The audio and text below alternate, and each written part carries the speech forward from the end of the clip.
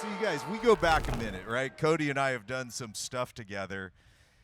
Enough now that I guess we forgot about some stuff. Yeah, we had to be reminded. So talk about, because that's, so that Revelocity thing, that kind of led to, that was a foundation point of what's now become FuelFest in a way. It was an inspiration to you. Yeah. Unfortunately, I don't think Revelocity is around anymore. But they're just some kids, really. Yep. Some enthusiasts up north in the Bay Area. It was probably a year after Paul and Roger had passed away. Yep. And they reached out and they said, hey, we really want to help in any way we can, support Reach Out Worldwide, and we have an event up here. Is there any way that you would want to attend, and we can donate to Row? And is there any chance at all that we can get any of Paul's cars up here? And so I called Shawn and I said, Shawn, like, can we make this happen? Because it was like that was a weird time. Like it had been about a year. Yeah. And you transported the white R34 and the Supra. Didn't we bring the Supra too? Brought right? the white Supra too. And the R34 still had the big Reach Out Worldwide. Yep. Decal over the side of the hood. Yep. And we brought it up there and we had it on display and just had an incredible time. It was very touching. Smiling, laughing, crying, kind of the whole thing. And it'd still be another couple years or so until I think I was ready. I was like, you know what? Those guys did something really cool. They're not around anymore. I know some incredible people in the car community. LA is home for me. Like this is. Yep. LA is. That's right. Right. I mean, LA is can't really be matched when it comes to the car scene. Yeah, and I agree. So kind of started getting. It's funny. So no one knows this because why would they? But the initial conversation I was having. So Chris Lee is one of my partners in FuelFest. Co-founded it with me. We started having conversations. We're like, man, we should really do this. It could be something really, really cool. It's like, what about calling it Carchella? And like doing like a stage and music and like getting cars together and getting the community together. I'm like, yeah, that's got a cool ring to it. You know how long that idea lasted? About 2 weeks. Oh, okay. Cease and desist from Coachella. Oh, and I'm like, sure. wait a minute, it's Carchella. And they go, yeah, you're gonna go before a judge, and the judge is gonna say, well, what's in the name Carchella? And you're going to be like, well, it's kind of like Coachella. And they're going to be like, yeah, exactly. You're done. Yeah. So we moved on. We landed on FuelFest, which, of course, is a fun play on Fast and Furious and 100%. everything. I think it actually worked out a lot better. Has a cooler ring to it, in my opinion. For sure. Coachella has no meaningful anything. It's not relevant here at all, I don't think, Not at all. But I remember that first one, man, it was so last minute, that In Memory of Paul event that you did that really gave birth to this. That's right. Like that's the one that gave birth to this concept of holy cow, maybe we could make something of for this. sure. And I know there are a lot of people here today that were at that event. I just saw someone back here wearing an In Memory of Paul shirt from that event. I freaking love it. Yeah. Every time I see one of those shirts, I'm like, dope shirt, man. Yeah. That's so cool. Yeah. So for those of you who don't know, we did an event at College of the Canyons in memory of Paul, and I called everybody that I knew. Shawn Lee, who was just here a second ago. Shawn Lee right here. We're brothers. We may not look like we're related, but we're brothers. So Shawn Lee is the founder of Purist Group, which is a big car group here in Southern California. They do toy drives, back-to-school drives. They help out the schools here that are they're underfunded. They get the backpacks for the schools. And I hit up Shawn, and Shawn hit up everyone he knew, and we pulled a lot of favors. And we had this massive hit at College of the Canyons. It was so sick. The cops didn't love us a whole lot. The fire marshal, I remember it quite well, red. where you thought it was so last minute, Have a chair, some Shawn. people will probably show up, but it wasn't. you didn't think fire marshal was going to show up going, yeah, nobody else can get in here because you're already over capacity and there's what 2,000-3,000 people standing in line trying to get in. Yeah, I mean, there was a lot of people lined up. It was a out problem. there. It was a great. I mean, it was very touching. But it was a problem. Like everyone was like waiting, but they were smiling and laughing. It's like this is crazy, and everyone's hustling, working so hard, just pulling favors, and it was like, man, this is amazing. I'm like, can we do it again? And everyone's like, whew. Like we love what you stand for and everything, but like if we're gonna make this a sustainable thing, like we gotta make this a thing. Yeah. And that was the genesis of FuelFest. Yeah. And then kind of constructed a team and put everybody together, and now we do these shows all across the U.S. Even into Japan. We're going to be returning to Tokyo Fuji Speedway on August 31st. So cool, which dude. is so I love sick. that. It's such a special place, man. Like for obvious reasons. I was just talking earlier with Nads up here about how. So I'm obviously I live heavy in the muscle car world, right? And you don't see out at car events, you don't see the diversity of people or the diversity of cars that you see at FuelFest. And I'll be honest with you, I think you've created the most diverse car event out there. Did you see, like, I'm curious how much vision you had for this, or was it a lot of, fire ready aim kind of stuff? I'm kind of that guy. No, honestly, Shawn, thank you for saying that. I think we are the most diverse and inclusive show like this. I think what's cool about our event is there's a lot of really cool events, especially in Southern California, right? Without naming any, right? There's some really cool events that are very high-end, very exclusive, very incredible builds, like insane builds.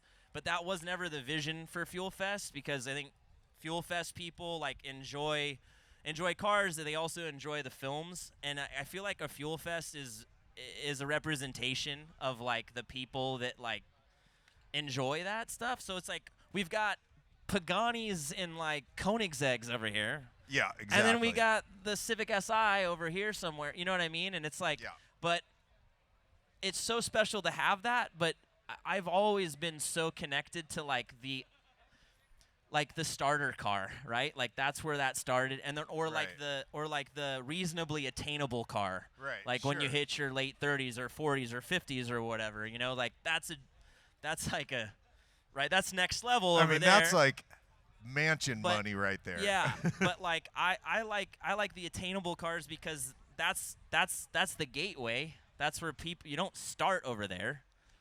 You got to start somewhere, sure. and then you're. I don't know. I think that it's. I think that's what makes this different. Is it's so inclusive and it's so diverse, and we have everything, and we're not snobby. That's not this show. No. People, it's oh, why don't you do trophies? It's because I don't want 12 happy people and 200 pissed off other guys. Right. You know, it's it's just not. That's not what it's about. It's a family event. 12 and under are always free at the shows. Yeah.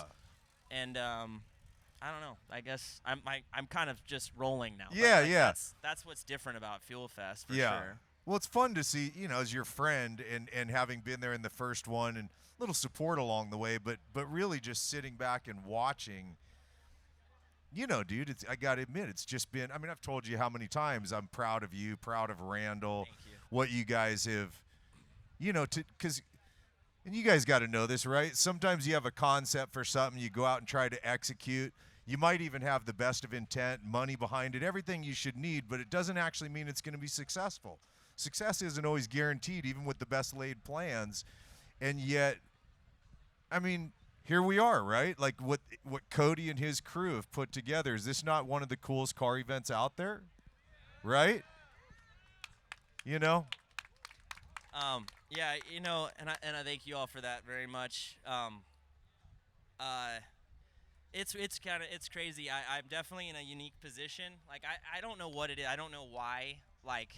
I don't know why. I don't deserve the way that I'm I'm not him, obviously. Yeah. You know, it's like it's so crazy. It's like I meet people all the time. They're like, "Oh, your brother's the reason I was into cars, or got me into cars, or I was in a dark place, and you know, it set me straight. And he was a big influence." And it's like always my response is like, "Me too."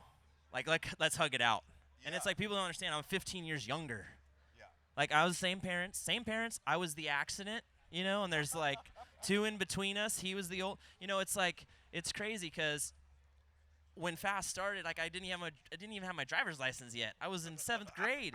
So like I'm going to school and people are like, "Oh my gosh, that's your brother? I just saw Fast and the Furious. That was so sick." I'm like, "Oh yeah, you saw that?" Like, "Yeah, man, it changed my life." I'm like, "Cool, yeah, you Yeah, know, like I yeah. don't know, like he farts and poops Yeah, like everybody whatever. else." And, He's kind of kinda- been my brother my whole yeah, life and stuff. Yeah, you know, but it's like, but there was never like that competition. I was so much younger, so it's like he didn't thump on me, you know. It's like Yeah. 15 years older than me, but he just had such a big impact on my life, and I went from like being like most American kids here. It's like into like muscle cars because my dad Right. like Fords and Chevys. Sure. He wasn't a Ford or a Chevy guy. He had Fords and he had Chevys at one point or another. We had a like an international like Scout at one point. It was super Yeah. cool. It's like always super cool, interesting things. So like Paul kind of was always into like trucks and all of that stuff. And then he landed Fast and the Furious, which at the time was he had just done the Skulls movie with Yeah. Rob Cohen, Yeah. right? And I don't know, people may not remember that movie, but he did the Skulls with Rob Cohen, and loved working with Rob Cohen. And Rob Cohen loved working with Paul. And after that, he goes, "Hey, Paul, I'm working on a script. It's got hot chicks, fast cars, and guns, and you could be an undercover cop." Paul's like, "All right, I'm in." Yeah. He's like, "You didn't even read the script yet." He's like, "I don't give Yeah, a shit. yeah. I'm reading. I'm in. I'm doing it."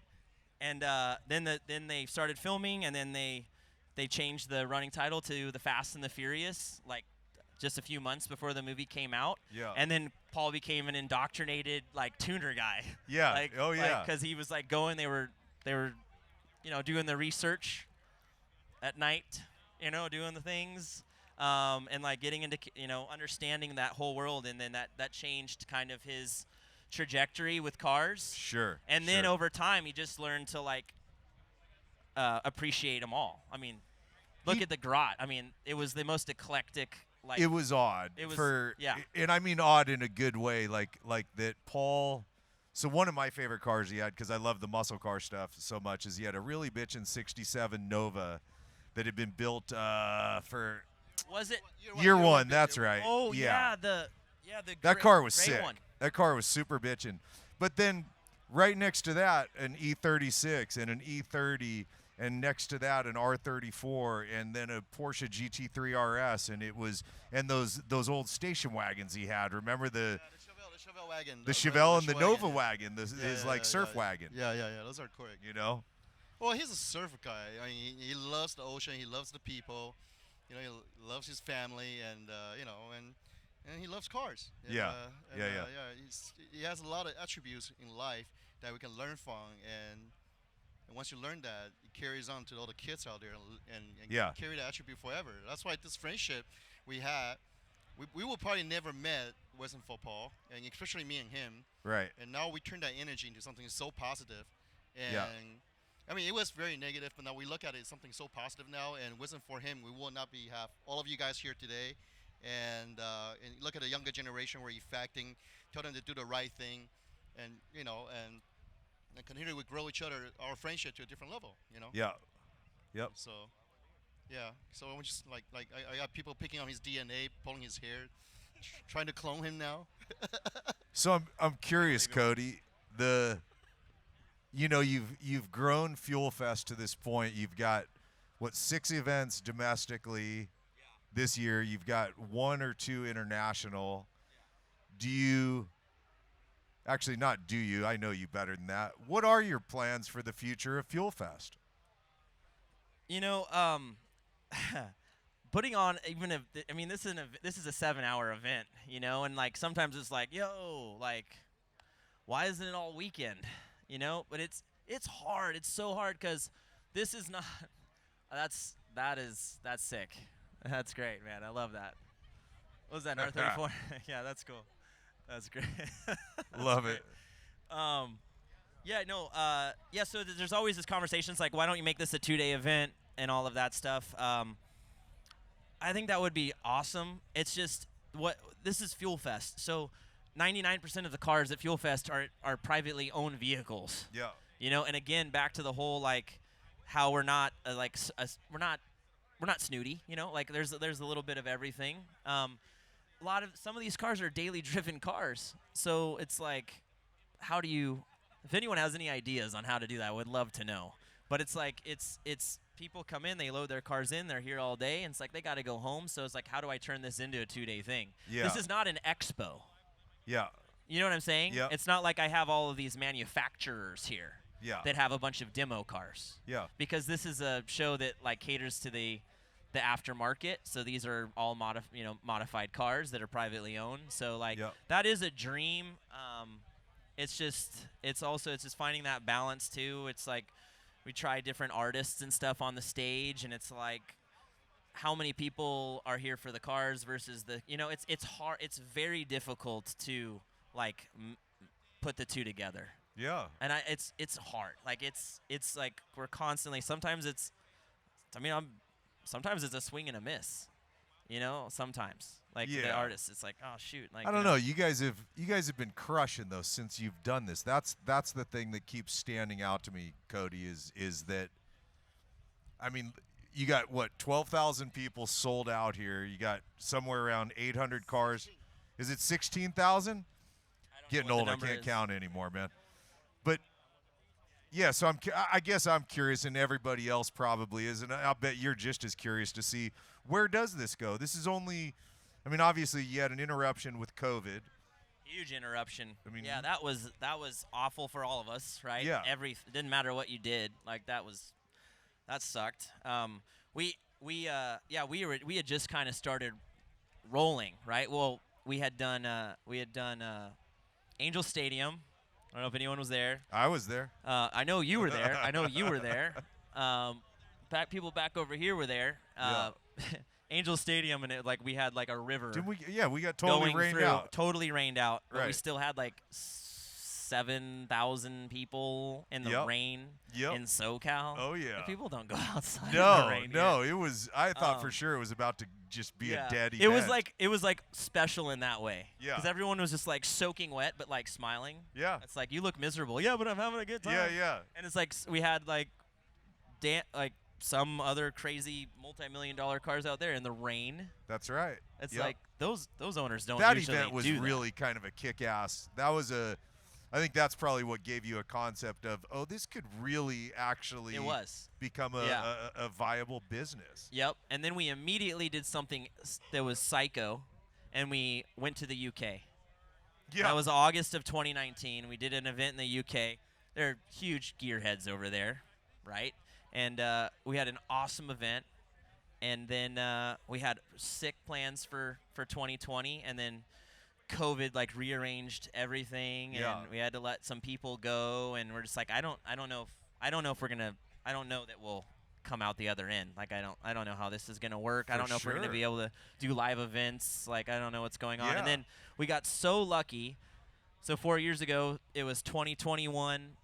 LA was still very, very much locked down, and we just freaking kept pushing the date, which was like a difficult situation. It's like, I hope people understand, like, we don't want to cancel, but like we're gonna push it. And then we hear like, oh, they're gonna open things up, and we're like, wait, when are they opening it up? Like June 19th. We're like, that's our weekend.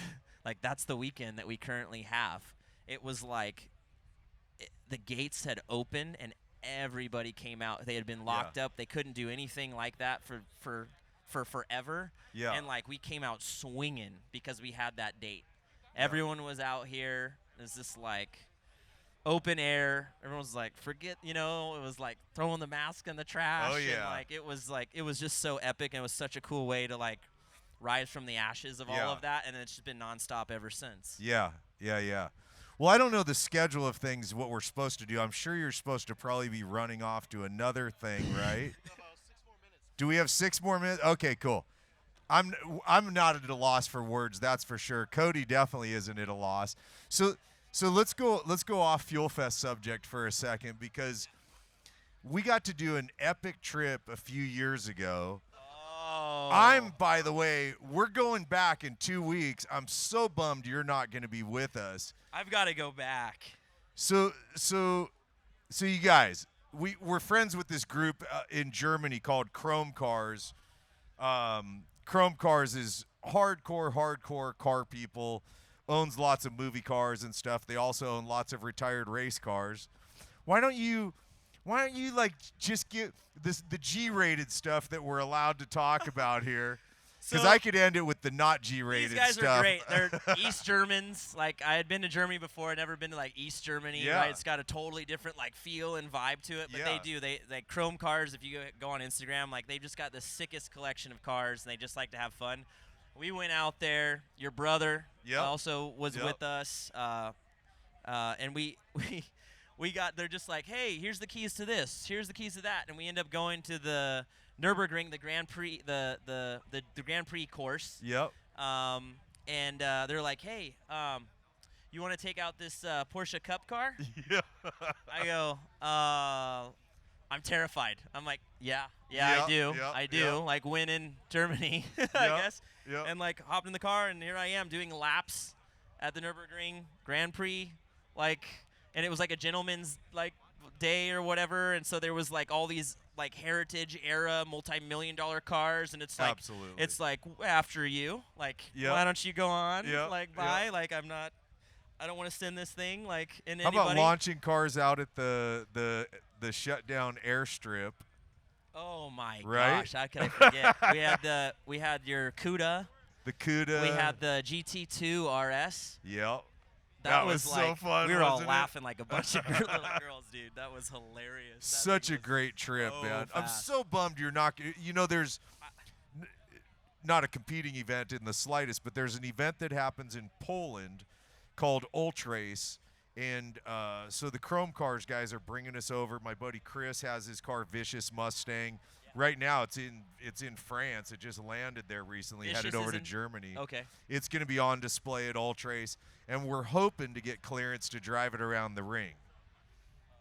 Right? We want to go. See, you blew it, We gotta go China. right? We gotta go Asia.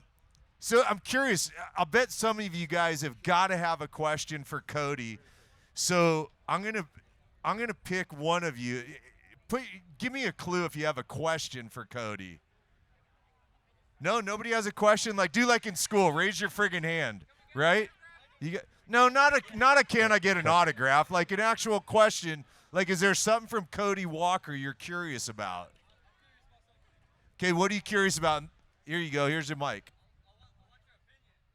Oh boy. And on that Did I open a can of worms on you, that dude? 240 ship box right there, the black and white one. Let me get your opinion.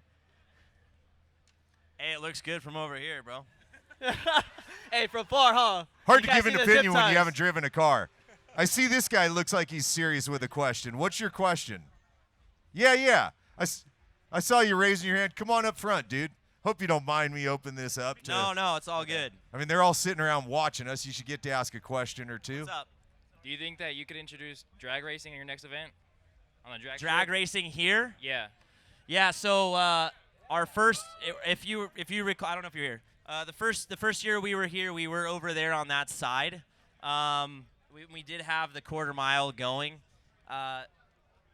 We have some difficulties with the number of people we have and the parking and everything, and like how it's kind of disjointed Yeah, from this separated. half.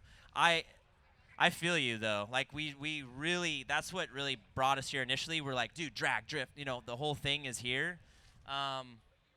It's something that I would love to have at every event. Drag is like, it's so venue dependent because we can't no venue unless they have. I guess that doesn't help because they have one here. But it's just disjointed from everything else. That's why we haven't been utilizing it. I would love to find a way to like do that. But yeah, like a lot of our other venues are just tracks and they don't have drag strips and they won't let us prep a surface and like do all of that stuff. So I don't know if that answers your question other than like it's just way over there and we're using the infield here and all of that. So You're just I'd so love to have damn it. nice, dude. Here, I'm going to simplify that. Drag racing ain't happening. I'm bummed too, dude, because I love drag racing, but I get it. I get your reasoning behind why. Anyhow, you guys, look, it's 4 o'clock. Cody's got to get on to other things. He's going to be running around all over here. Dude, like, you know, I always love hanging out with you, man, even if it's here on stage with a microphone in our face. Man. Thanks for, for you and Randall asking me to be a part of this with you, and of anybody that could have been here interviewing you. No, I'm glad. Dude. No, this was meant to be. I'm glad it was you. I'm glad it was you, Shawn. Right on, you guys. Well, we're gonna pass the mics on to whoever's next. Stick around, have fun, and give Cody a massive round of applause because this guy's thanks, earned guys. it, man. Thank you, Shawn. This guy's earned Thank it. you, Shawn. Thank you, Shawn. Thank all of you guys very much. Really appreciate you. Hope you have a great time the rest of the time here. And I'll be floating around, so if you catch me, I'll say what up.